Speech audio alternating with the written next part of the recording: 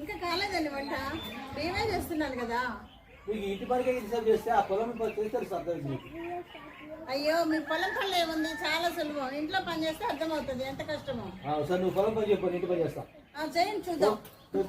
నేను అన్ని గడ్డ తెస్తాను, ఈ లోపల వంట రెడీ చేస్తా.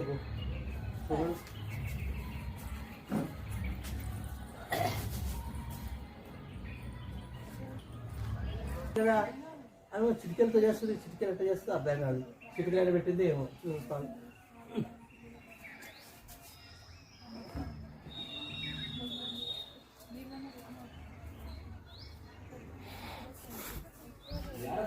ఈ చిటికెలు ఎడ పెట్టిందో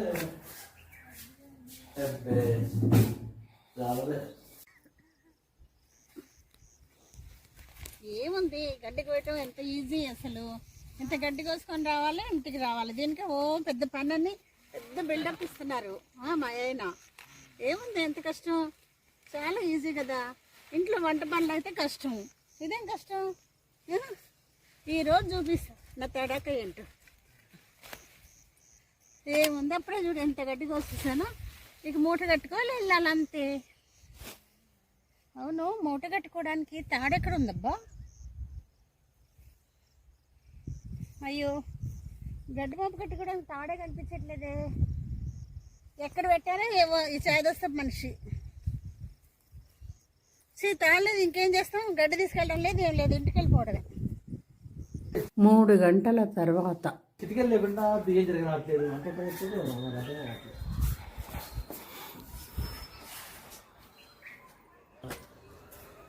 అదేంటి ఇంకా బియ్యం పట్టుకొని కూర్చున్నారు?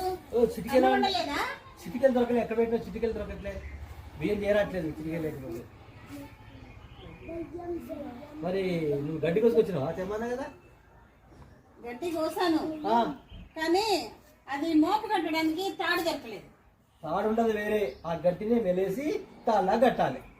అవునా, మరి మీరెందుకు ఇంకా బియ్యం జరగలేదు? ఈ చిటికెల సంగతి, చిటికెలు టిక్కు టిక్కు కూడా చెబుతారా రోజు? అయ్యో, చిటికలు అంటూ వేరే ఉండవండి.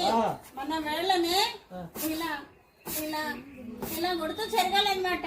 ఓ అట్లాగా. ఇప్పుడు అర్థమైందా ఇంట్లో పని అంటే ఎంత కష్టమో? కష్టమే, ఎవరి పని వాళ్ళే చేస్తే మంచిది. అంతే కదా. అంతే.